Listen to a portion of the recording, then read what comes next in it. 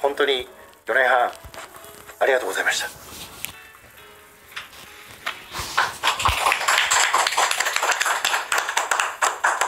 なんか俺が喋るとね、なんか締められなくなる。はい、ということで1時間20分という放送でした。あっという間ですよね。はい。本当にまあこれがファイナルとなったんですけれども、またどっかでお会いできるといいですね。はい。もうタイムレポートじゃないと思いますけど、はい、ぜひまた皆さんにお目にかかりたいと思います。アクティブタイムレポートファイナル、これにてお開きとさせていただきたいと思います。皆さんありがとうございました。ありがとうございました。ありがとうございました。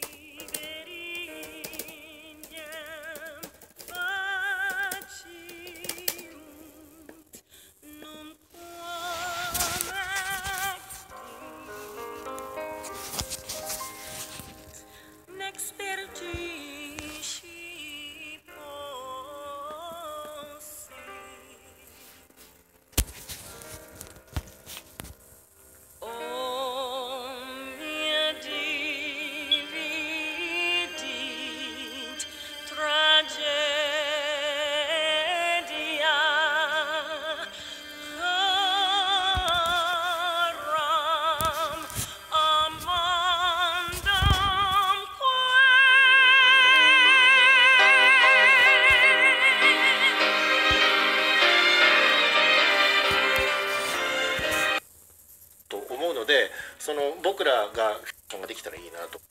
一番近いノクトとルーナで行って、なるほど。締めようっていう。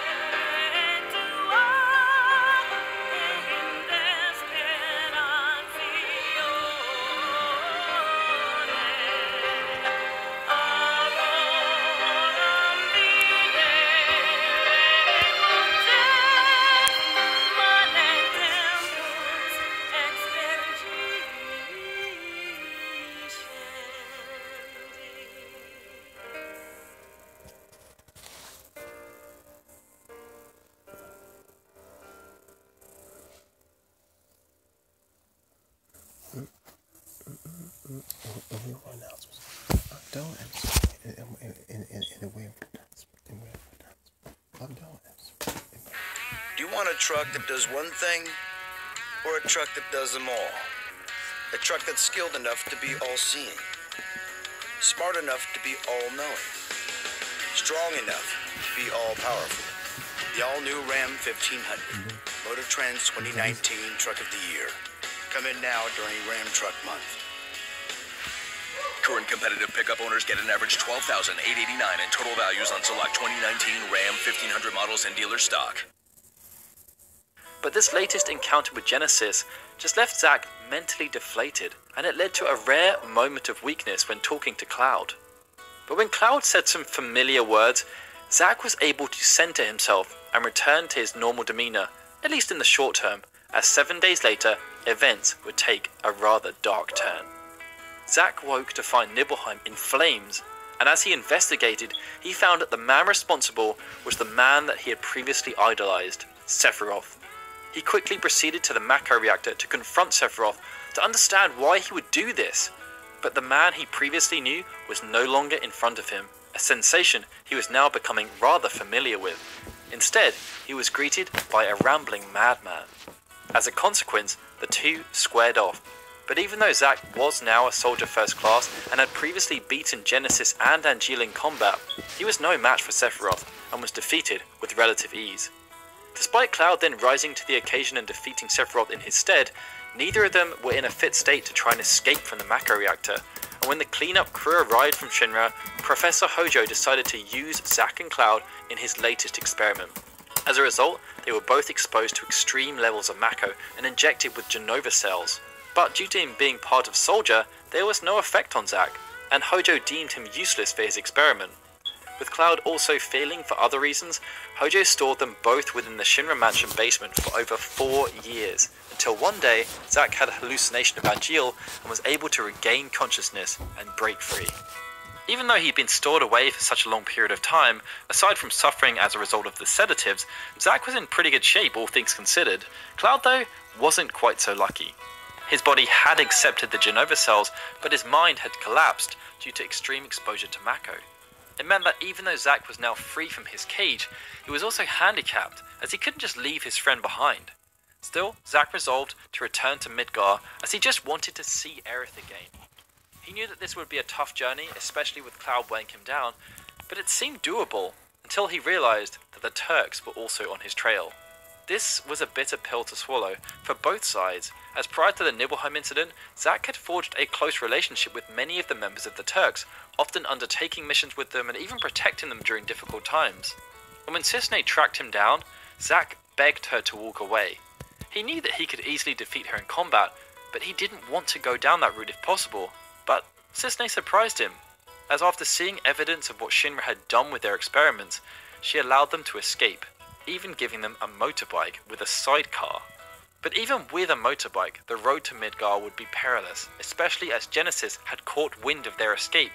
Still suffering from degradation, Genesis believed the Genova cells injected into Zack by Hojo would help to cure him of his affliction, but after seeing some rather unsatisfactory results, he retreated to think of another plan. This would see Genesis instead target Cloud, with Gongaga being their planned place of abduction. As for all of Zack's strength with combat, he was still relatively naive and innocent. So, despite being on the run from the largest military organization on the planet, their Special Ops Division, and Genesis, Zack decided that when they passed by Gongaga, it would be a great idea to visit his parents. Since he'd left as an ambitious 13-year-old boy, Zack had only written to his parents once, shortly before his disappearance, and even with everything going on, he just wanted to see them one last time, as he might not get another chance. It was an appropriate sentiment, but not one he'd really thought through, as everyone was waiting for him. Fortunately for Zack, Cissnei was one of those people. She was one step ahead and warned him of her following through with his plan, an action that saved him from Shinra, but Genesis was another story, as Zack had walked right into his trap. Zack was desperate to save Cloud following his mistake, and he received help from an unlikely source, the former director of Soldier, Lazar de Sericus, who had been turned into an Angeal copy. All this time, Lazard had been working to enact revenge on Shinra for their nefarious plans, but after injecting himself with Angeal's cells, Lazard had been won over by Angeal's sense of justice and honor, and found himself only wanting to help Zack and save the world. With his help, Hollander was then defeated, leading Genesis to retreat, and in the aftermath, Zack realized where Genesis had been holed up for all these years: Benora. It led to a final confrontation between the pair, in which Genesis utilized the power of the livestream, but again, Zack was able to prevail, and Genesis was subdued. Following the fight, Zack returned to Cloud and Lazard with Genesis over his shoulder, and he also found that the Angeal copy that had previously been protecting Aerith had joined them. But soon after, Lazard and the Angeal copy passed away, revealing to Zack that Aerith had written him 89 letters, and he realized that he'd been stuck in this Shinra mansion for over 4 years. This led to renewed vigor for him to get to Midgar and see Aerith, but with the Shinra military stepping up their campaign to find Zack and Cloud, they decided to take an unorthodox route. On the way, Zack talked to Cloud about his hopes and dreams once they arrived at Midgar, but after Zack spotted an ambush, he prepared for what would ultimately be his final fight. Despite the best efforts of the Turks, the Shinra army had closed in on Zack, and after realizing that he had no choice but to fight, Zack squared off against an incredible force who were driven by greed, hoping to return with Zack's body in return for commendation. As a soldier first class, Zack fought valiantly, and was spurred on by memories of his friends, but the numbers were just too great, and despite his superior skills, the grunts of the Shinra army were able to wear him down till he could fight no longer. Zack was defeated and left to rot. After the battle, with his dying breath, Zack passed on the Buster Sword to Cloud as Angeal had done to him, and he asked Cloud to live on as his living legacy. Following his passing, Zack then entered into the livestream and was able to assist Aerith as she called upon Holy to protect the world. He also continued to serve as a voice of encouragement for Cloud from beyond the grave, notably in his final battle against a resurgent Sephiroth years later. It showed that, like Angeal had done for him, he would continue to support his friend no matter what barriers existed between them. And so, that concludes the story of Zack Fair, a character who I know means so much to so many people within the community. Having started off as nothing more than a random spark in the original story of Final Fantasy VII, Zack was able to become so much more than that, and I feel it's because he served as a representation of all the good that can be found in an otherwise dark, oppressive, and nefarious world. Throughout much of Crisis Core, Zack is shown as an upbeat and positive person.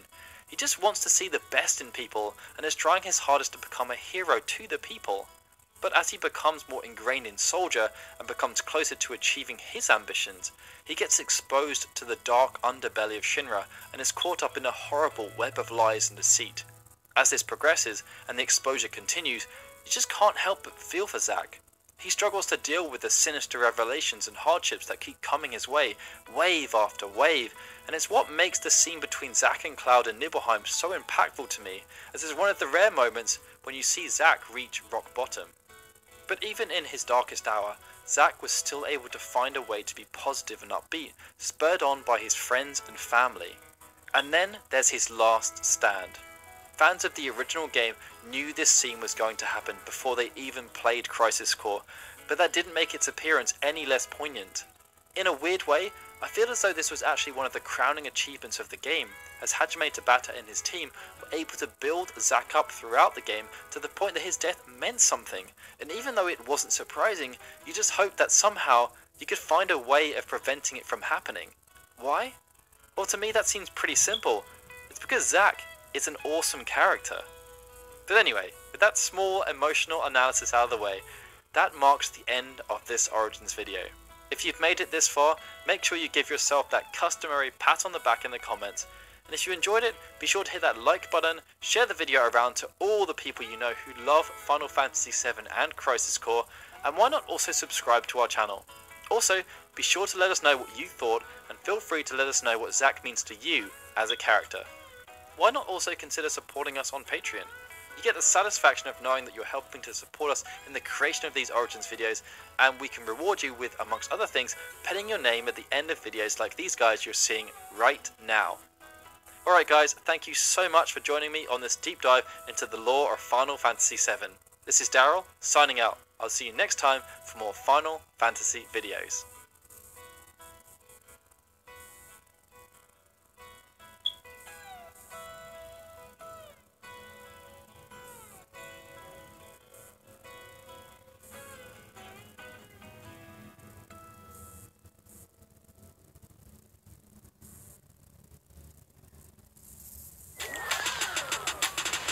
Hey there! Zest up your life with the original margarita cocktail. First things first, rim the top of your glass with lime, then dip it in salt. Now bring out our hero, Cointreau. Pour a dash of Cointreau into your shaker, add fresh lime juice, and don't forget a tequila. And then, shake. Keep shaking. Now for the coolest part, ice cubes. Strain into a glass and add lime. Voila! Do try this at home and enjoy responsibly. Cointreau, the art of the mix.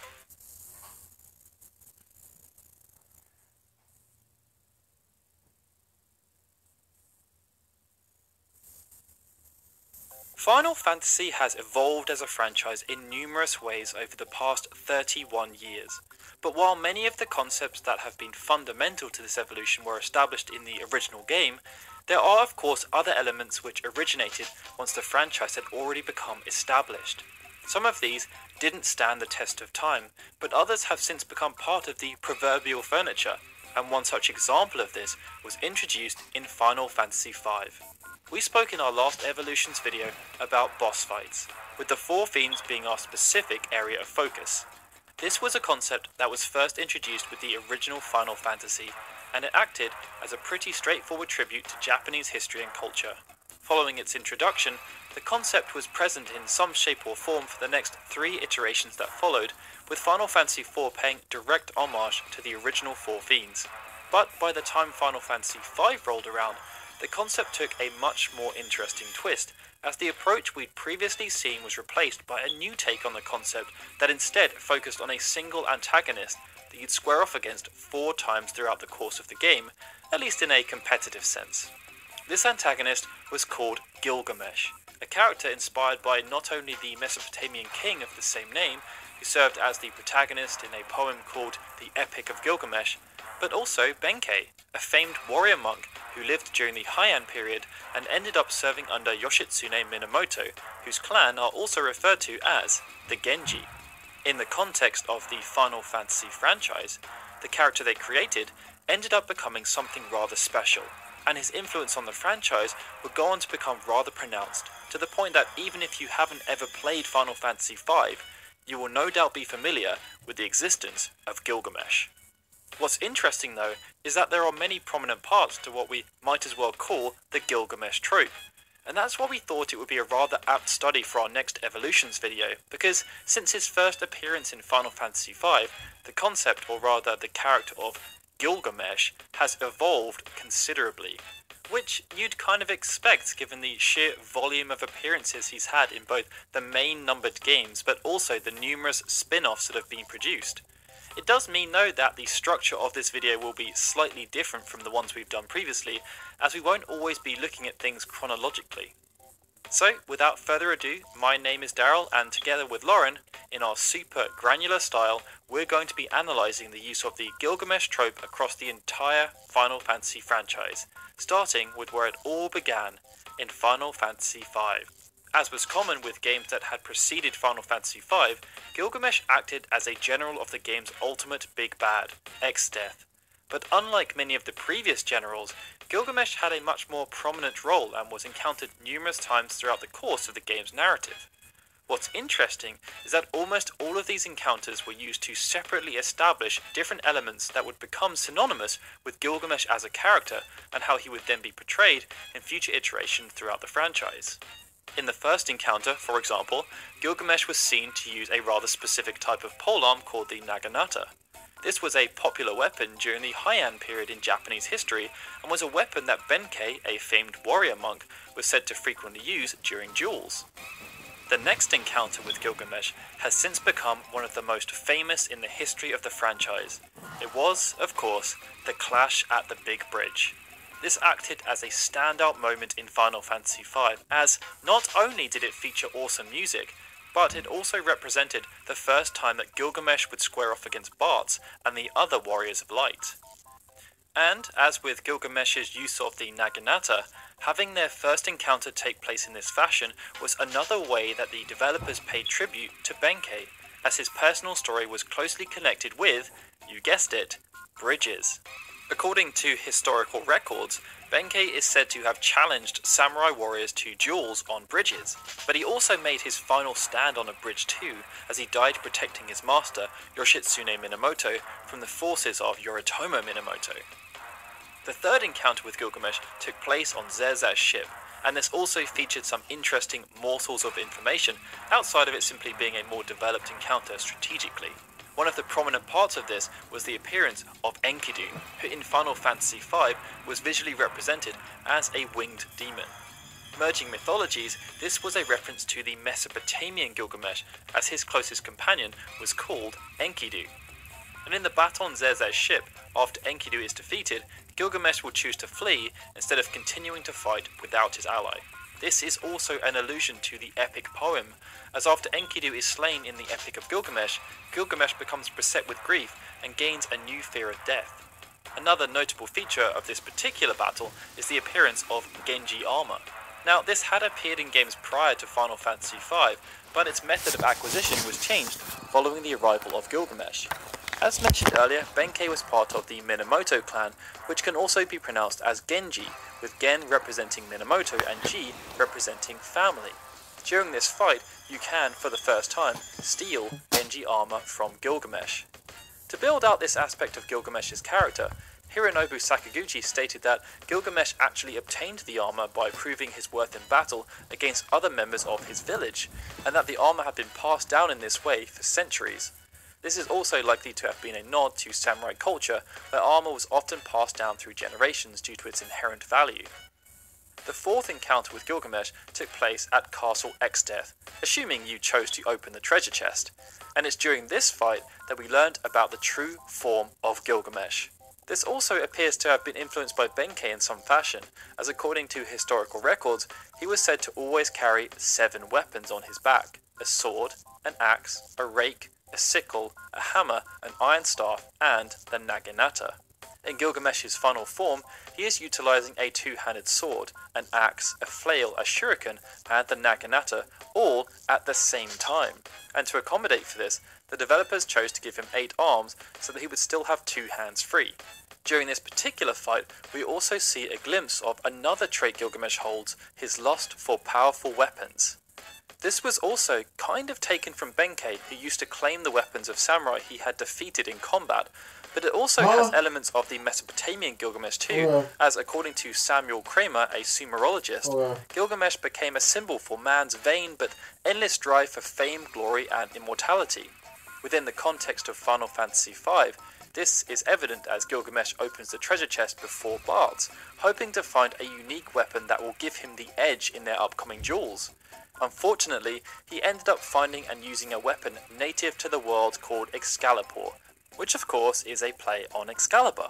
This turned out to be a terrible weapon, and as a result of his poor performance in the subsequent duel, Gilgamesh was banished into the void by Exdeath, an action which all but made him immortal by accident, an allusion to Gilgamesh's goals in the Epic of Gilgamesh.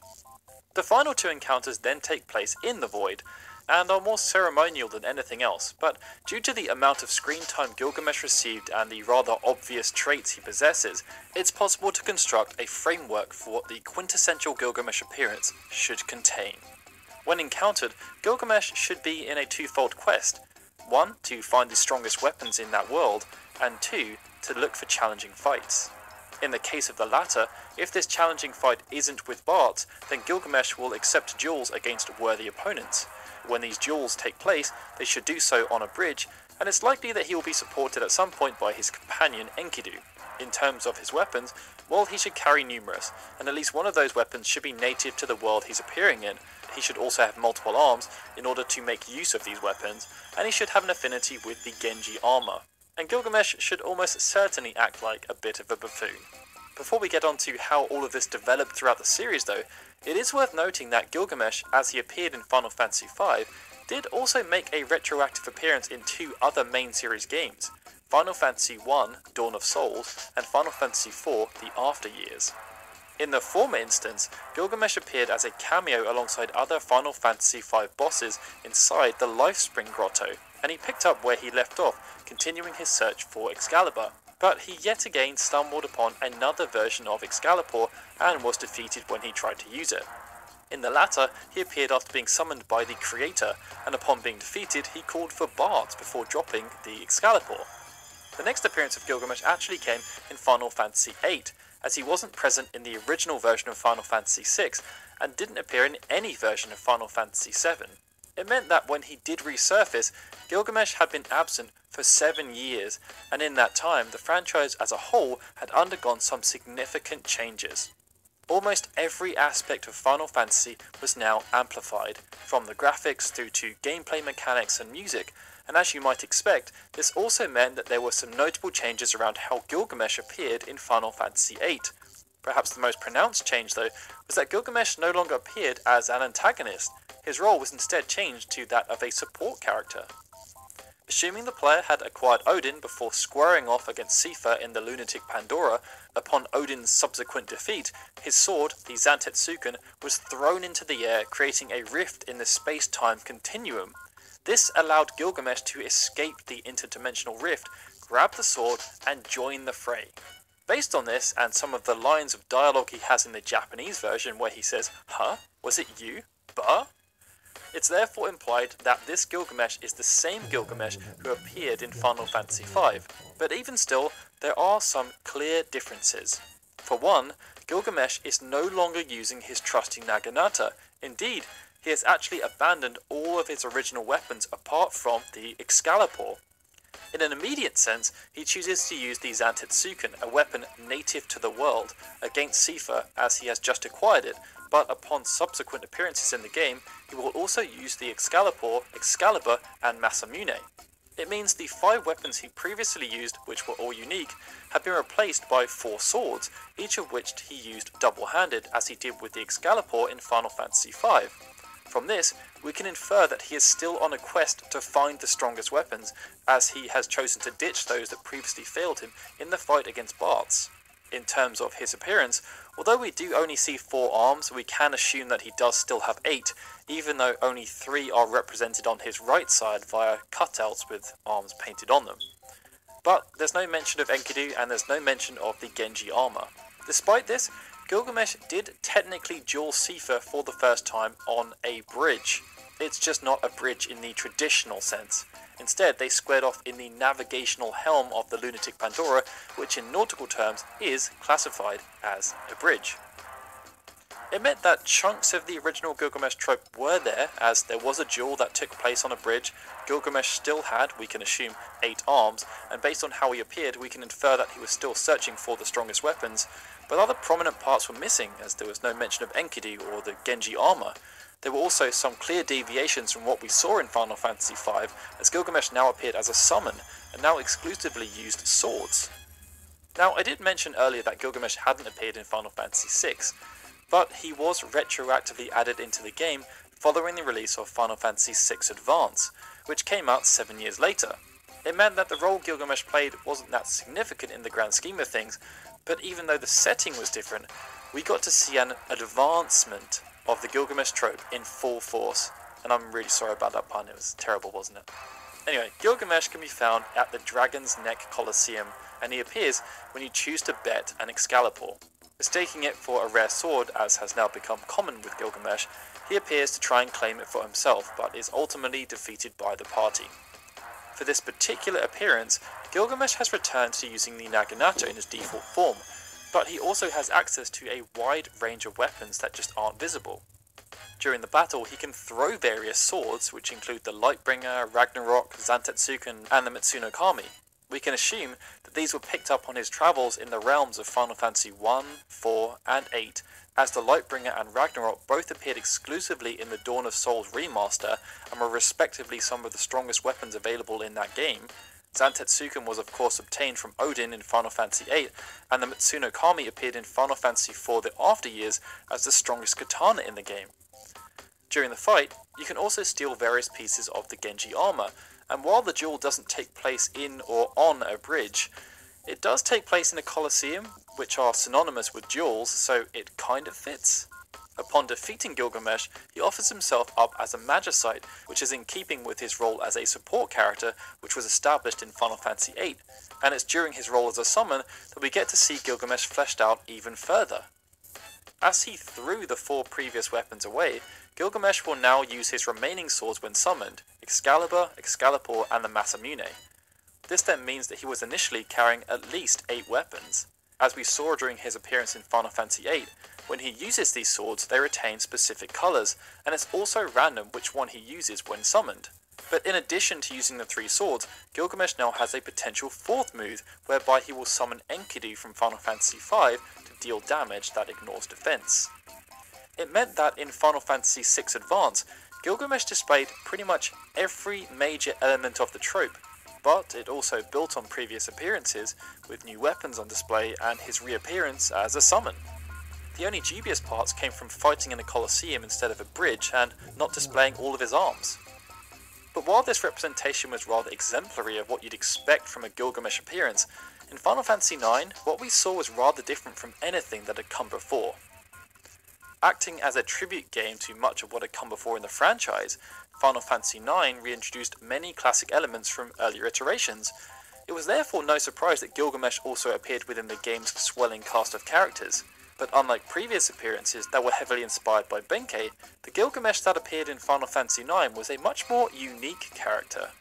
Often found in numerous places throughout Gaia, Gilgamesh, otherwise known as Alloway Jack, the four-armed man or Brother Gil, was a low-ranking treasure hunter who was often looking to gain fame and wealth by performing nefarious actions like stealing, extorting people, scamming them, and good old-fashioned treasure hunting. This was a clear allusion to the Mesopotamian Gilgamesh, as for all its intents and purposes, despite everything that Gilgamesh achieved in the epic poem, he was also rather brutal and unsympathetic with his methods. Now, unlike all of the previous iterations, in Final Fantasy IX we don't ever see Gilgamesh in combat as either an ally or an antagonist, but we do know that he had 4 arms as opposed to the standard 8, and that he carried 3 weapons with him, 2 daggers and a sword. We also know from a letter written by his brother Enkidu that can be found following a successful Excalibur II run in Memoria that Gilgamesh was actively seeking Excalibur yet again and that he was somewhat successful. Enkidu found the sword after following Gilgamesh's instructions, but chose to leave it behind as he thought it had a lame name and instead chose to pick up the Excalibur, and as a result of this, the party can obtain Excalibur II instead. It meant that, although his appearance was rather unique compared to what had come before, parts of the Gilgamesh trope were still represented. Enkidu now appeared as his brother, as opposed to his sidekick, but he was on a quest to find the strongest weapon in the land, and he also had multiple arms, albeit half of what we had previously seen. But he didn't use a Naginata, he didn't fight, and there was no relation between Gilgamesh and the Genji armor that appeared in the game. And as we then moved on to Final Fantasy XI, as Gilgamesh skipped Final Fantasy X entirely, things continued in a similar vein, except this time there was almost no connection with the Gilgamesh trope outside of the character having the same name. This particular Gilgamesh was also a non-playable character who was never seen in combat, and similar to the Gilgamesh we saw in Final Fantasy IX, he was associated with piracy too, as well, he was the leader of the Tenshodo pirating organization that was based in the village of Norg. Outside of that, it's kind of a stretch to make any meaningful connection, as outside of him potentially being a samurai and therefore having an assumed affinity with swords, nothing else is present. And when he appeared in the trading card game, they even called him Pirate Gilgamesh to try and avoid confusion. But while Final Fantasy IX and XI attempted to add their own unique spin on what it meant to be Gilgamesh, with Final Fantasy XII, the developers decided that it was time to try and return to the original representation of Gilgamesh from Final Fantasy V. In the realm of Ivalice, Gilgamesh was known as a sword collector and a fearsome duelist. But after stealing one too many swords and embarrassing a fellow duelist before then stealing their sword, Mont Blanc ended up posting a priority petition asking for members of Clan Centurio to bring Gilgamesh to justice. To do so, they had to head to the Barheim Passage where, after attempting to cross one of the many bridges found inside, they were confronted by Gilgamesh and his companion Enkidu, and a duel ensued. What's interesting here is that although there are some classic Gilgamesh elements present, there are also some small deviations. For example, Enkidu was now a dog, and Gilgamesh now only had 6 arms as opposed to the classic 8. And what's unique about this, outside of the obvious reduction, is that Gilgamesh no longer has any open hands. For the first time ever, Gilgamesh now wielded a weapon in every hand. And in keeping with the deviation we saw in Final Fantasy VIII, each weapon Gilgamesh wields is also a sword. These start off as a generic Kotetsu katana, but as the fight progresses, Gilgamesh will pull out replicas from prominent protagonists in the franchise, as well as 2 fake versions of the Tournesol and a legitimate version of the Worm Hero Blade, which we can assume he stole from the encounter that instigated the petition. It means that, as we saw in Final Fantasy V and VIII, Gilgamesh used weapons that were native to the world he was appearing in. You can also steal parts of the Genji armor from both Gilgamesh and Enkidu throughout the 2 duels you will have as part of the petition. It meant that pretty much every Gilgamesh trope was there, including the ridiculous nature of his actions, which were in full display after he's defeated. The only exception was that he didn't use a Naginata, but I think we can forgive the developers for that small oversight. Gilgamesh then reappeared in Final Fantasy XII Revenant Wings alongside Enkidu, and there were some other illusions that cropped in too. After previously being defeated in the Barheim Passage, Gilgamesh continued his quest to find the strongest weapons in Ivalice, but he ended up searching so hard that he got lost in the Gates of Shattered Time. Thinking that his encounter with Varn and his allies must therefore be fate, as he would get the chance to claim their weapons, Gilgamesh decided to duel them on another bridge, but he was defeated again. Upon doing so, you are granted the Durandal, which was the strongest one-handed sword in the original Final Fantasy XII, and Gilgamesh will also become a summon, which acted as a reference to his appearances in both Final Fantasy VIII and 6 Advance. But even though Gilgamesh had a successful cameo appearance in Final Fantasy XII, he didn't end up appearing as a character at all in Final Fantasy XIII despite plans to do so. In an earlier version of the game, the development team had envisioned Gilgamesh as a hulking fal'Cie who wielded giant swords, but this idea was canned, and Gilgamesh only appeared as a small reference as the name of a shop in the retail network called Gilgamesh Incorporated. He did, however, appear in Final Fantasy XIII-2 as downloadable content for the Colosseum, and this appearance, although rather limited from the perspective of story exposition, did exhibit some of the more notable Gilgamesh traits that we've established, including his rather quirky attitude, which was perfectly attuned to playing off of snow. As we saw in Final Fantasy VI Advance, the duel against Gilgamesh took place in a Colosseum, and as we saw in Final Fantasy XII, Gilgamesh now only had 6 arms as opposed to the traditional 8. In the first of the 2 fights, Gilgamesh actively used a ranged weapon, and no, I'm not counting him throwing swords. But him using the Psychon weaponry does tick the box of using weaponry that's native to the world. In the second encounter, he used replicas of famous weapons that appeared in Final Fantasy VI, 9, 10, and Dissidia Duodecim, where he'd apparently made a brief stop. The 2 other weapons he used were another version of Excalibur and a weapon called Bashosen, which he created while running Gilgamesh Incorporated. Its design was said to have been inspired by Enkidu. In addition to all of this, following the defeat of Gilgamesh, there was also a chance to receive some Genji armor, and he also became a recruitable character akin to some of the other appearances we've previously seen. This particular version of Gilgamesh then reappeared in Mobius Final Fantasy to challenge and train Wall, and in Brave Exvius as part of the Attack of Gilgamesh trial event. In Final Fantasy XIV, Gilgamesh appeared in the game not too long after it had been dragged from the brink by Naoki Yoshida and his team. And as you'd expect from a game that has since become known for providing fitting tributes to some of the franchise's more famed characters and moments, what we saw was classic Gilgamesh. After learning of an individual who had been swanning around stealing weapons of warriors that they had defeated in duels, the player bore witness to a rather comical exchange between Gilgamesh and Hildebrand. But before Gilgamesh could be captured for his crimes, he retreated to the Griffin Crossing, a bridge in Ishgard where he challenged the player to a duel. This initial encounter with Gilgamesh revealed some of the classic traits that we'd look for, as we learnt that Gilgamesh was on a personal quest to try and find the strongest weapons in the land, and as Benkei did, he had been actively taking the weapons of those he had defeated. While he didn't use the Naginata at this point, he did use a halberd that was native to the world, although true to form, it was actually a replica of Neil Vandarnis' weapon. Enkidu was also somewhat present. Gilgamesh claimed to have lost contact with his comrades, so to try and fill the void, so to speak, he tamed a chicken, painted it green, and named it Enkidu.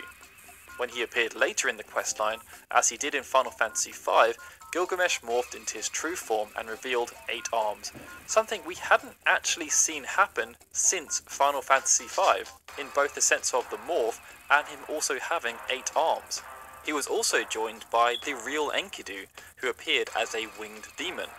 But unlike Gilgamesh's original appearance, where he only carried 5 weapons, he now carried 7, which is the exact number that Benkei carried. As we had seen before, Gilgamesh was also wielding weapons from games outside of Final Fantasy XIV, with Final Fantasy XI being a specific area of focus this time, as 2 of the weapons on his right-hand side, the Riddle and the Hauteclair, appeared in that specific game. The weapons also quite heavily mirrored what we saw Gilgamesh use in Final Fantasy V, as there's a mace, a polearm, an axe, a meaty sword, and in place of the 3 shuriken, there's a bagnak. The only thing that was missing was an association with the Genji equipment, but the development team clearly had other plans for that, as it's a reward for completing the Deltascape version 4.0 Savage Raid instead. And that's the fun thing about Gilgamesh. Different development teams had different ways of interpreting what this character means, and this was particularly noticeable with Gilgamesh's appearance in Final Fantasy XV. Acting as the focal point for episode Gladiolus, Gilgamesh was a ruthless warrior who had been acting as the arbiter of talent for the Lucian bloodline since the days of the founder king, Somnus. For over 2,000 years, Gilgamesh had destroyed those who saw fit to challenge his might, but were found wanting. And this was the reason that Gladiolus, on the advice of Kor, sought out Gilgamesh, as he wanted to know within himself that he was strong enough to protect Noctis. Upon encountering Gilgamesh, it was clear that some license had been taken with his visual style and personality, but if he could look past that, then the representation of Gilgamesh was almost textbook. Known to many around Eos as the Blade Master, Gilgamesh wasn't on a personal quest to obtain the strongest weapon in the land, but he did claim weapons of those he defeated as a prize, which was a true representation of Benkei's motivations. Because of this, he did of course use weapons that were native to the world, and one weapon in particular was called the Genji Blade, a weapon that he took when he defeated Kor. This of course does show a connection with Genji equipment, although in its form as a weapon as opposed to the traditional armor. Enkidu was also present, appearing as a winged demon, and both the fight against Enkidu and the subsequent duel, which was the second fight against Gilgamesh, took place on a bridge. There's also a unique angle on the number of arms, as instead of having more than two, Gilgamesh in Final Fantasy XV only has one arm, as Kor cut off the other. It meant that, while on face value the Gilgamesh we saw in Final Fantasy XV may not have seemed like a traditional representation of the character, many of the hallmarks of the trait were still there, and it's actually a very similar story with his representation in Final Fantasy Type 0, another game that was coincidentally directed by Hajime Tabata. No. You've got a virus. I have a virus? Did you try restarting it? If you're tired of malware, crashing, viruses, you Chromebook.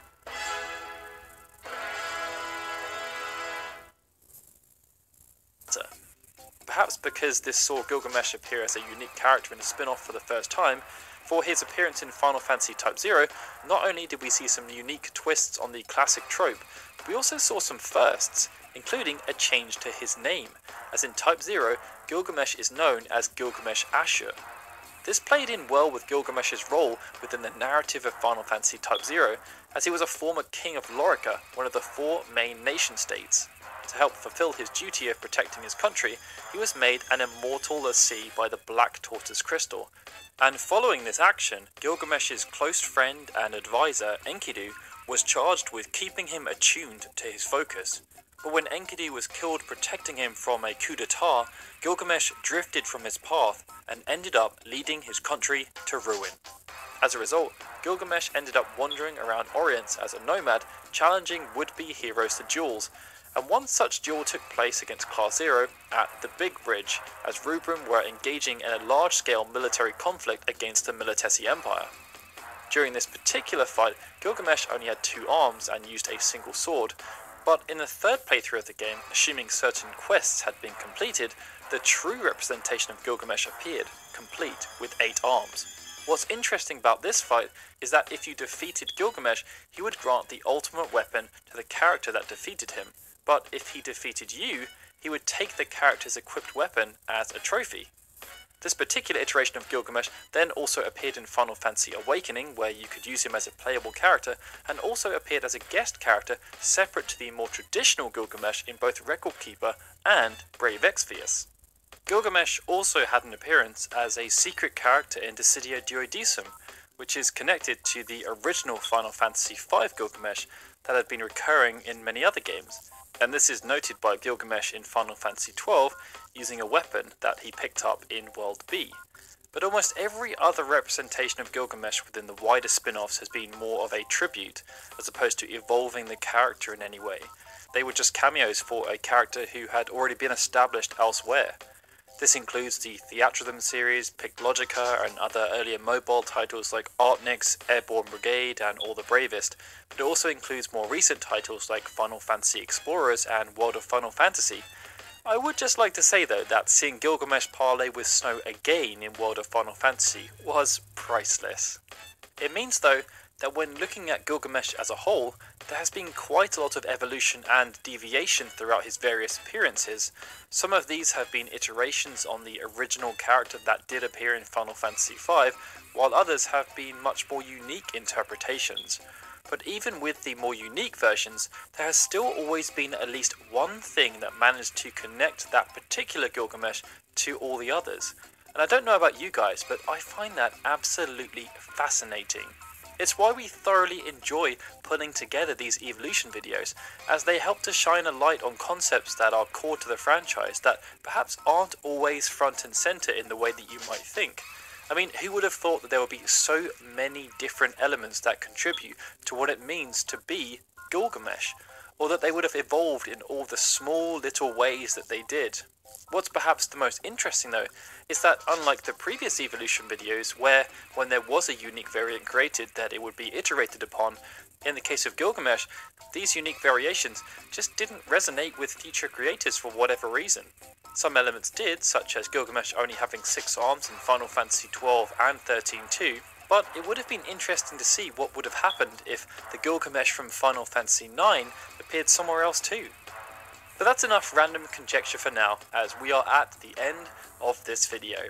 Be sure to let us know in the comments which has been your favourite interpretation of Gilgamesh, and of course, if you enjoyed this video, please be sure to hit that like button and subscribe to our channel. This video represented our third look into recurring motifs and tropes running throughout the Final Fantasy series, and as you can probably tell by the length of these videos, they really are a labour of love. We are always on the lookout for interesting topics to study though, so be sure to let us know in the comments if there are any specific ones that you would like us to take a look at. If you value what we do, why not also consider supporting us on Patreon? As we've mentioned before, this video series actually started out as a suggestion from a Patreon supporter, and that's just one of the rewards we currently have on offer.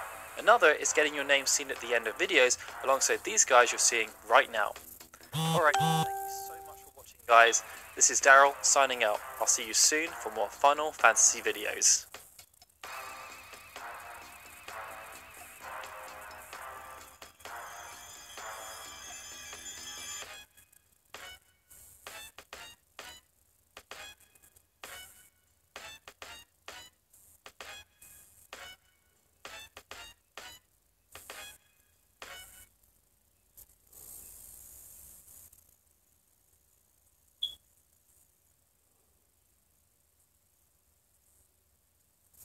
In the earlier days of the Final Fantasy franchise, jobs were a fundamental concept, and despite often being hidden in plain sight in the games that followed Final Fantasy V, they've seen something of a resurgence in more recent times through the arrival of Final Fantasy XI and Final Fantasy XIV.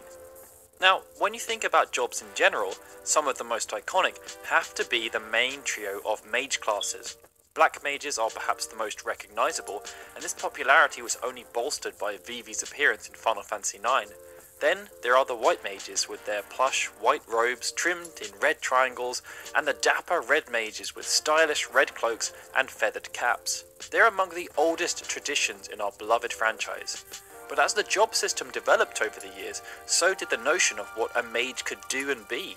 We saw the arrival of mages that could meddle with nature and time, as well as mages like the Blue Mage, that would have a unique affinity with the many monsters that are encountered as part of the overriding quest to save the world from destruction. Many of those who would be classified as a Blue Mage would be rather covert, humbly avoiding the spotlight since their origin, but there are common threads that can be tied back to that original appearance in Final Fantasy V. And with these enigmatic and understated sorcerers now taking the center stage in Final Fantasy XIV as the latest job in the game's ever-increasing ranks, what better time than now to explore the origins and evolutions of this particular job. So, without further ado, my name is Daryl, and today, in our super granular style, we're going to be exploring the evolution of Blue Mages across the entire Final Fantasy franchise.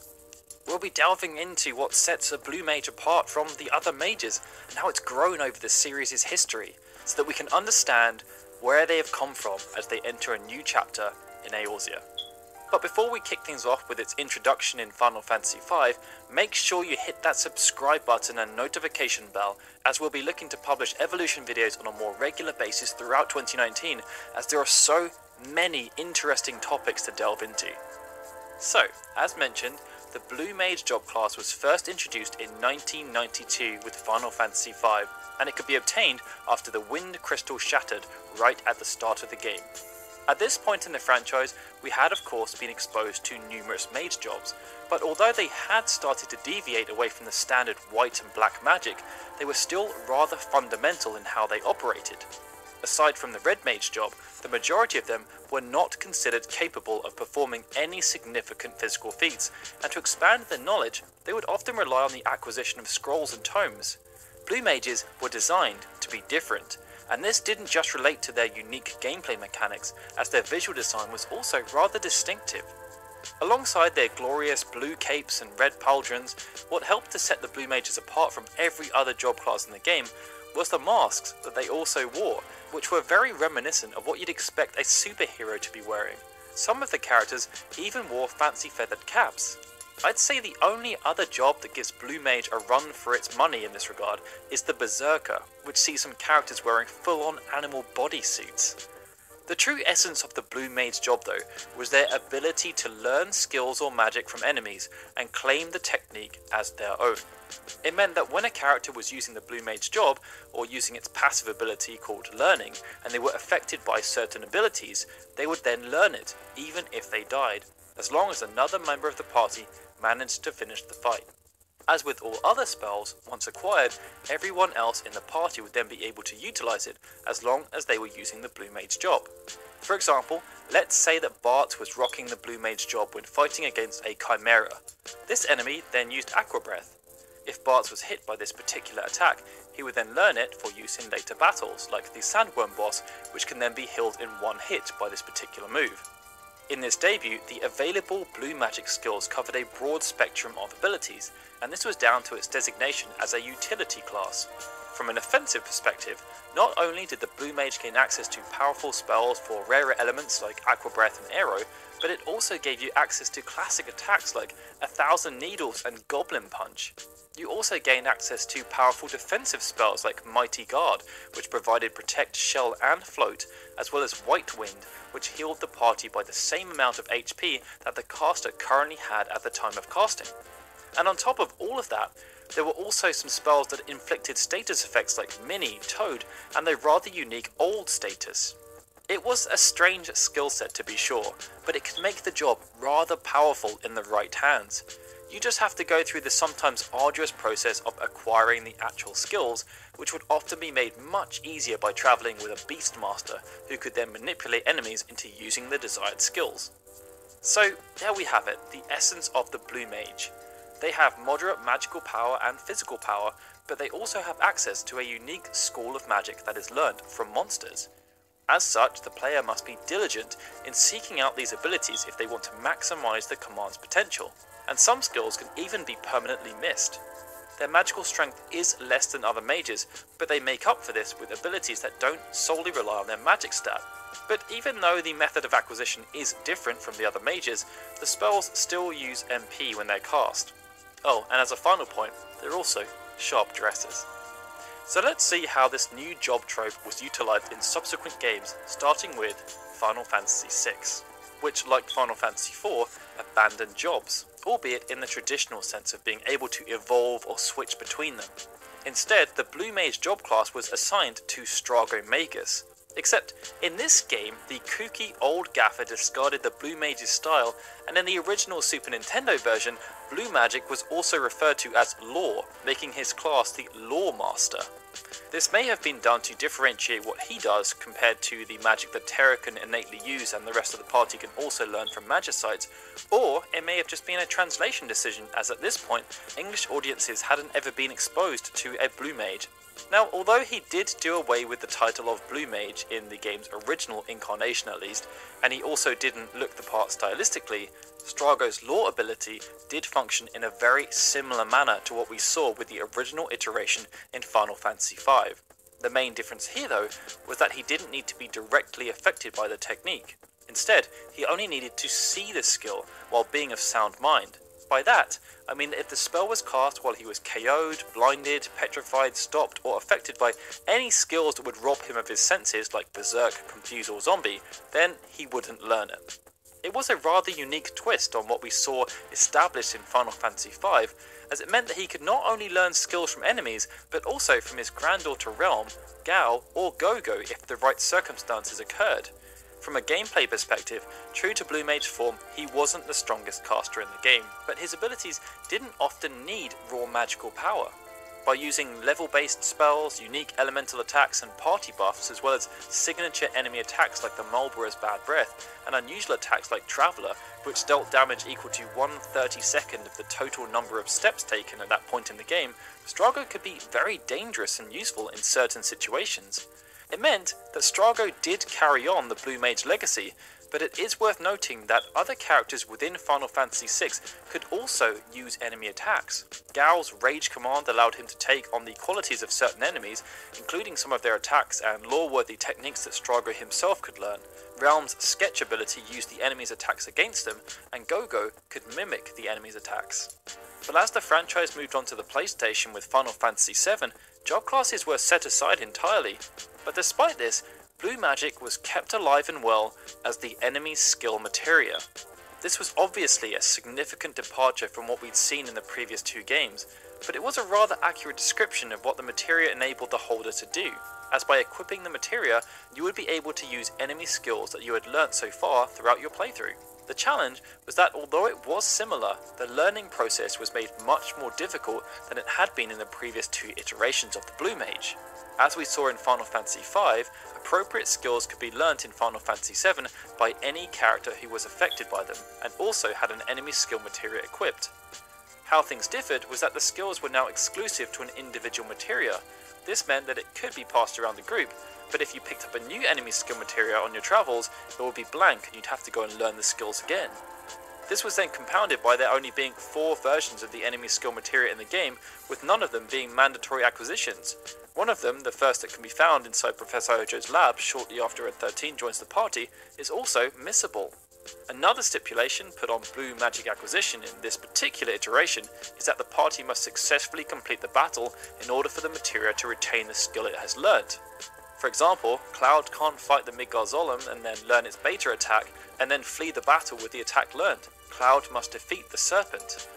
In similar fashion to Final Fantasy V, the Manipulate materia is also a handy companion to the enemy skill materia, allowing you to manipulate enemies into casting spells, and it makes you really appreciate Strago's learning style from Final Fantasy VI. The skill set was similar to previous games, but as it was no longer an exclusive trait to the character who wielded the materia, its impact was somewhat diminished. Due to this change, the attacks had a bit less utility, but some of them, like Beta, were still powerful due to there being no specific handicap to magic power as we had seen with the previous role-based iterations. Recurring skills like Mighty Guard, White Wind, Goblin Punch, Roulette and Aqualung were also notable reoccurrences, while Shadow Flare was a cool addition to the Blue Magic school. For Final Fantasy VIII, what we then associate with the Blue Mage was again challenged, but while it did revert back to a common theme in some ways, in others it deviated even further from what had so far been established. As we saw in Final Fantasy VI, Blue Magic was now again exclusive to one character, and in Final Fantasy VIII, this character was Quistis. However, unlike the 3 previous iterations, Blue Magic now wasn't a general utility that could be used all the time, as it was reserved as Quistis' limit break. It meant that for the first time, Blue Magic didn't use MP when cast. The method of learning techniques was also changed to be more in line with the other characters in Final Fantasy VIII, as Quistis didn't need to experience a Blue Magic skill at all. Instead, she learnt them by using items dropped by enemies. Therefore, it was possible to teach Quistis every single Blue Magic skill available to her, while still keeping her benched at every opportunity when those skills were used in battle. Classic skills like White Wind and Mighty Guard did return, but due to the nature of when Blue Magic was used, both defensive and offensive attacks were now much more powerful, especially if the situation was rather dire. Some of her more notable attacks were Ray Bomb, the same attack used by the Arachnid X-ATM-092 robot that she slays right at the start of the game, and Shockwave Pulsar, the signature ability of a certain final boss, which also had the ability to break damage cap. With Final Fantasy IX, which of course acted as a tribute to everything that had come before, the developers felt that Blue Mages, and by proxy Blue Magic, were representative enough of what the franchise was about to warrant a place, and they chose the Final Fantasy VI iteration as a specific base. It meant that Queen Aquen, the aspiring Q-Chef, was assigned as a Blue Mage, and Blue Magic would then be exclusive to this character. However, while this aspect was the same as we'd seen with Strago, the method of learning saw another further deviation, as in a unique twist, skills weren't learnt by being affected by them, watching them, or by using items dropped by them. They were now learnt by eating the enemy that used them via the Devour command. Yes, for the uninitiated, Quina can literally eat a weakened enemy and learn a skill from it, if it has one of course. This was of course in keeping with Quina's demeanour in the wider narrative, so it seemed like an apt method, but it also represented another slight evolution on a concept previously seen. In Final Fantasy VIII, the Devour ability could be learnt from Guardian forces, and it was also used as a way of benefiting characters from eating weakened enemies. In this particular instance, it could be used to, amongst other things, increase a character's base stats. It was just a little bit less expected. Going back to Quina, even though the method of learning new skills was changed, the effects were very similar. Spells with gimmicks that circumvented Quina's lesser casting ability compared to the other mages. The signature ability this time around was Frog Drop, which dealt damage based on character level and how many frogs have been caught in the Q's Marsh minigame.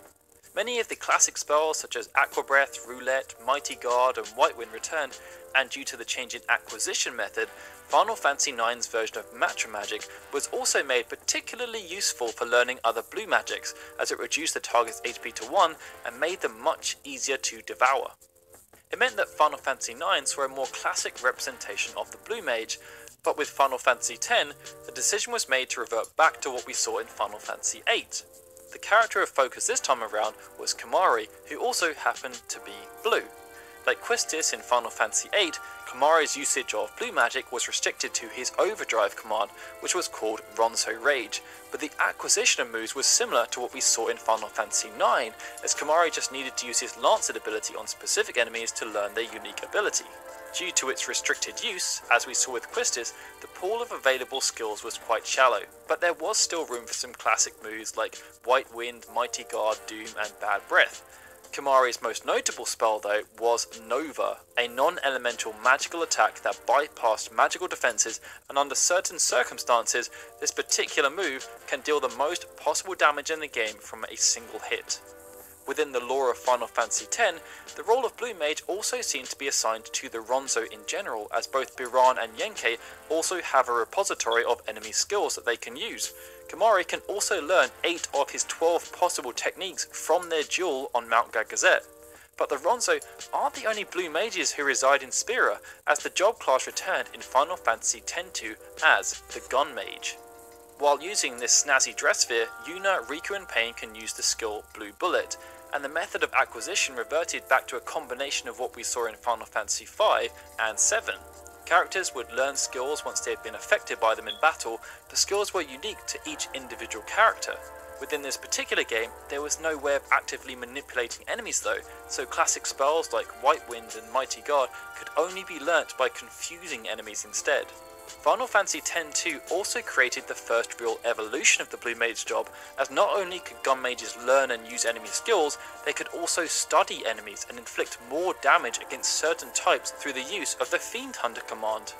We next saw the Blue Mage job in Final Fantasy XI, when it appeared alongside Corsair and Puppet Master as one of the new jobs in the game's third expansion, Treasures of Artugan. Here, players could journey to a new continent with Ivana Diel that had a distinct Middle Eastern influence, and perhaps because of this, Blue Mages looked rather different from what we'd previously seen in Final Fantasy V. Their garb was much more suited to the expansion's desert setting, and they didn't show much outward sign of their magical inclinations. However, those who underwent the initiation to join the Blue Mage ranks gained access to the largest pool of blue magic spells we'd ever seen, and learning them was accomplished in a way that we'd also never seen before. Now an enemy simply needed to be defeated. However, learning a new skill on the first attempt was not guaranteed. The player needed to be an appropriate level to learn the skill, and even then there was still a chance that it wouldn't take on the first try. Once a Blue Mage had learned a given skill, they would then have to set it before it could be used, and of course, higher level blue mages could naturally set more spells. The interesting aspect here was that spells affected statistics. Setting Blood Drain, for example, would increase the character's MP by 5, but decrease their HP by 5. As we had seen in Final Fantasy V, blue mages weren't necessarily restricted to using magic as their sole means of offense, and in Final Fantasy XI, this carried through, as while they were no means the best, blue mages could still be rather adept at physical combat. One rather unique aspect of the blue mage in this particular game though, was that for the first time, we gained some kind of understanding about how exactly they function and are able to learn and use unique techniques of monsters. The answer was rather disturbing, as it was revealed that to become a blue mage, one would have to themselves become a monster, and for this reason, blue magic is treated as a forbidden or taboo craft in Vana'diel, as its practitioners literally absorb a monster's soul into their own. In the quest which granted access to the job, the player is tested and alchemically altered by Rauban, the leader of Artugon's Immortals. The Immortals are militant blue mages in service of the Desert Empire, and they created the School of Magic by infusing monsters' souls into their own. This process led many blue mages to ultimately become monsters, losing their humanity to the monsters within and becoming soul flayers. These monsters were akin to the mind flayers seen in many of the earlier Final Fantasies, and like the Four Fiends, are another link to the series' roots in tabletop role-playing games like Dungeons & Dragons. It marked the first time in the job class's history that the powers were truly explored. Strago, Quistis and others were simply able to mimic these specific spells without consequence or explanation, the same way that any other mage might learn a spell from a vendor or upon leveling up. But outside of this particular aspect, the job was very faithful to what we had seen in earlier iterations, which was actually rather fitting, as despite being ever present since Final Fantasy V, blue mages were absent in Final Fantasy XII, XIII and XV, which brings us on to the latest addition to the job class's lineage, as Final Fantasy XIV is adding the blue mage to Eorzea, and it looks like the perfect amalgamation of every single appearance that has come so far. First of all, the classic look from Final Fantasy V is back. With a cloak, cane, mask and a feather in the cap, the newest incarnation looks like the original's 2D sprites brought to life in high definition 3D. The announcement trailer leaned into this, showcasing a blue mage strutting his stuff and twirling his cane. It's like the party of Final Fantasy V at the blue mage formal. As you'd expect, skills are learnt from enemies, and the method of acquisition is very similar to what we saw with Strago, combined with what we saw in Final Fantasy XI. It means that to learn a new skill, players must witness an enemy perform it in battle. Once the enemy has then been defeated, there's a chance of acquiring the ability. Job level though has no influence on whether a skill can be learnt. At the moment, there are around 50 different skills to learn, including 1,000 Needles, Mighty Guard, Bad Breath and White Wind, but this class is designated to be more suitable for solo players, and it will have its own special mode called Masked Carnival for players to test their skills. As it's so new though, it's hard to say exactly how this interpretation will fit into the game's wider lore, but as it stands, the Blue Mages of Eorzea look like they will be a faithful step forward for the job, combining the best of its past. And that about does it for the mainline games. But this more obscure class of mages has had an impact outside of the mainline series, appearing in numerous spin-offs. In both Tactics Advance and its sequel Tactics A2, Blue Mages dressed the part. Their mechanics functioned as you'd expect too. You need to be hit by a spell while the learn ability was equipped to learn a spell and use it as desired. However, for these particular games, only humans could use the class, which was an interesting deviation. Blue Mages also appeared in Final Fantasy Explorers, and their representation was more akin to what we saw in Final Fantasy VI. See a monster, use a skill, slay it, and learn it later from the central crystal. And while Bravely Default and Bravely Second may not be Final Fantasy games in name, the Blue Mage is one of the job classes that the game borrowed, appearing as the Vampire and Catmancer Asterix respectively. This was a rather interesting twist, as if Blue Mages do indeed absorb the essence of their foes, it is rather similar to a vampiric attack. Lastly, the job class also makes cameo appearances in Final Fantasy Type 0 as the Class 12 Moogle, and Lightning Returns Final Fantasy 13 as a Garb, but in this particular instance it didn't have any of the hallmark abilities. Nonetheless, it means that even though the Blue Mage only appeared within the 5th iteration of the franchise for the first time, its influence on the games that followed was very clear to see. Sure, it often hasn't manifested itself front and center like other more standard job classes like White Mage and Black Mage, and when it has appeared it often hasn't represented the most powerful option available, but there's just a unique charm, and I think that's why developers have always been so keen to accommodate it in their games despite numerous tweaks often being necessary to do so. Final Fantasy XIV, the most recent incarnation, is perhaps the most obvious example of this, as the job will bring numerous firsts to the game. What's also particularly interesting about this job is that it's one of the few instances where its source of power has actually been explained. The nature of learning magic is glossed over in the majority of Final Fantasy games, but the Blue Mage's methods were eventually explored, and they raise questions about the practitioners who came before this. Would a similar fate have awaited Strago? Was Quina able to learn the craft due to essentially already being a monster? It's also interesting to speculate where the class could go from here. With that particular aspect of lore now out there in the public domain, is that something that would need to be incorporated into future characters who exhibit the traits of a Blue Mage? It would certainly be interesting to see the lore established in Final Fantasy XI applied to a fully fledged character in a future mainline game, to see the toll taken upon someone like Quistis or Strago when they become part monster. And of course, we'll have to see how this class is established in Final Fantasy XIV and how it changes through future updates. Either way, what has been your favourite incarnation of the job class so far? Be sure to let us know in the comments, and also let us know your impressions of what you've seen so far in Final Fantasy XIV. Be sure to also hit that like button and subscribe to our channel for more future Final Fantasy content, as we have plenty more evolution topics to explore. This video represented the 4th evolution video we've done, but it was also our first dive into the jobs that have been recurring throughout the series. We're always on the lookout for fresh new areas of interest to delve into though, so be sure to let us know in the comments if there are any specific ones you'd like us to take a look at. Also, if you value what we do, why not consider supporting us on Patreon? As we've mentioned before, this video series actually started out as a suggestion from a Patreon supporter, and it's just one of the rewards we offer. Another is getting your name seen at the end of videos like these guys you're seeing right now. Alright guys, thank you so much for watching. This is Daryl signing out. I'll see you all very soon for more Final Fantasy videos. Blah blah blah blah blah.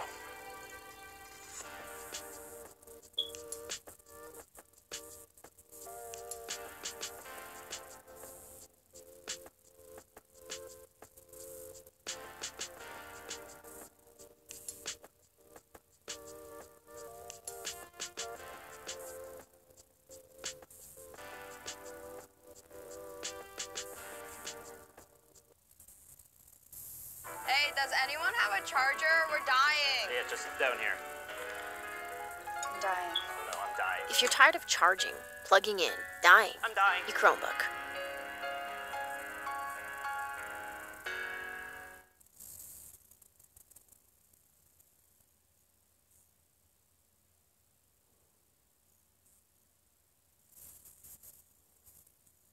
Unlike the previous 4, some of whom had been summoned by Xande, these 4 new fiends were summoned by Cloud of Darkness, and they were summoned for the purpose of guarding the Dark Elemental Crystals, but also killing the Warriors of Light should they be encountered.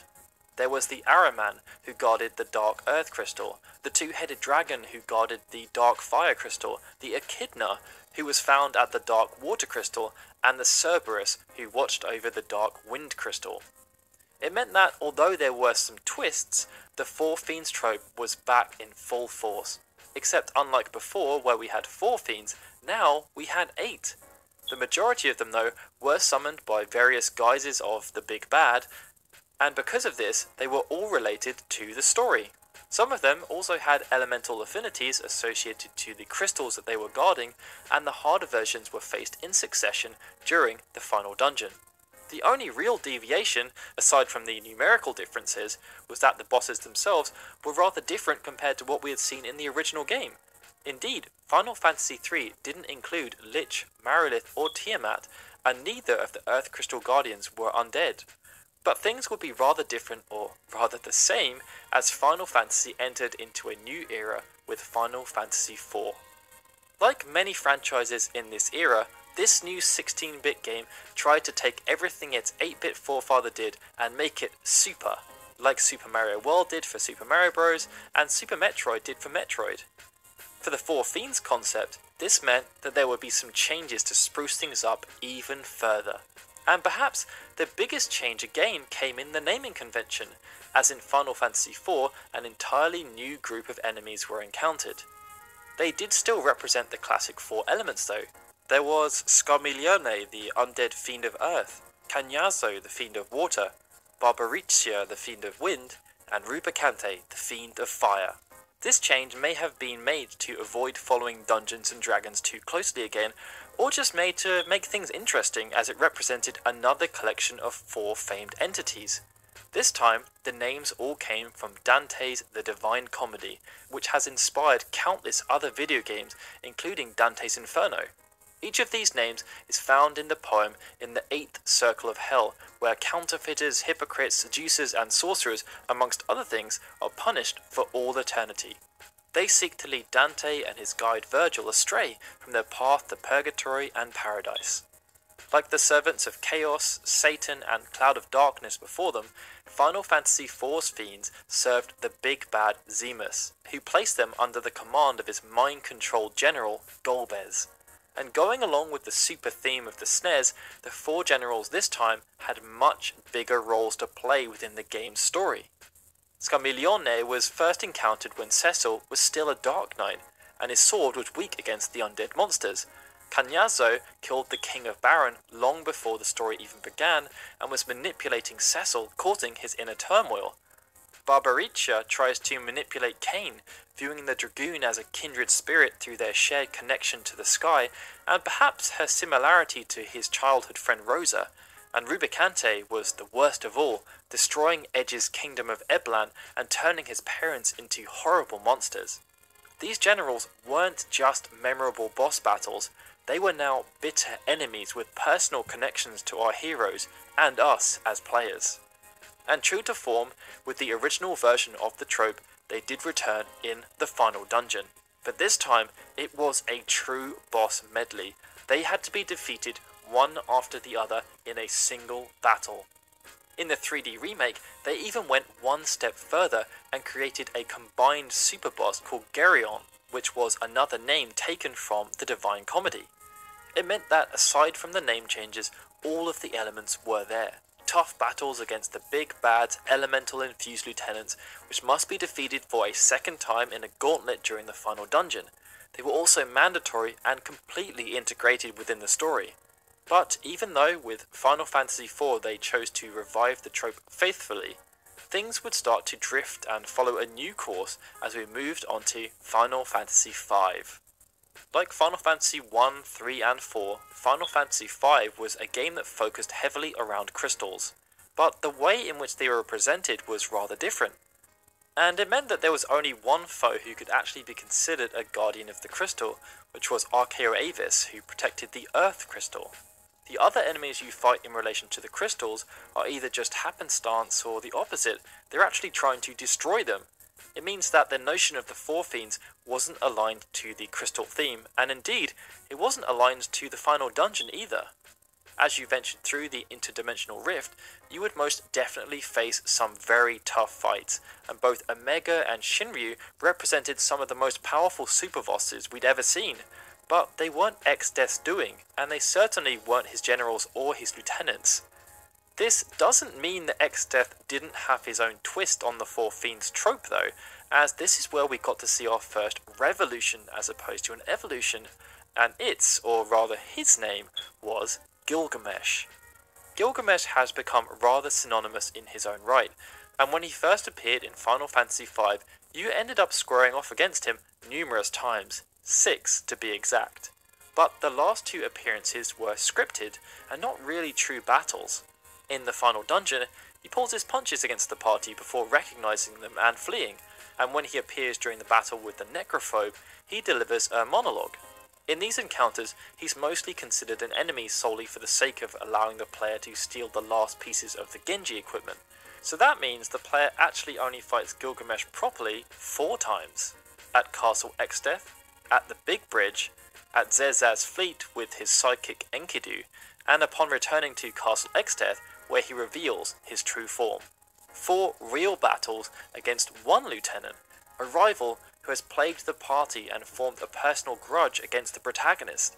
It meant that although we had seen evolutions of the trope since its appearance in the original, this represented a significant change in how it was represented. So this then becomes its own derivative, which we'll now call 4 Fiendish Battles. It becomes less about the identity of the so-called fiend and more about the significance. And as we'll see through the rest of this video and into the next video, this new form became much more of a standard for the main series games, and sometimes we would even see both of these interpretations appear within the same game, which is something that happened in Final Fantasy VI. With Sakaguchi stepping aside and adopting the role of producer for the first time, Yoshinori Kitase and Hiroyuki Ito decided to try and put their stamp on the franchise as they directed Final Fantasy VI together. It meant that there would be some significant deviations from what we had previously seen in the franchise, as for example, for the first time in a while, elemental crystals were no longer a prominent motivator in the story. They could have chosen to put something else in their place, so that some guardians would have something to protect, but due to the narrative that was decided upon, that concept just would never have worked. That doesn't mean the concept of the Four Fiends disappeared though, as not only was there a strong connection to the original trope in the game, but they also chose to bring back our new Four Fiends derivative, the 4 Fiendish Battles. But how do you build upon the legacy of Gilgamesh? Well, you double down on silliness and make the new rival in Final Fantasy VI a big purple octopus called Ultros.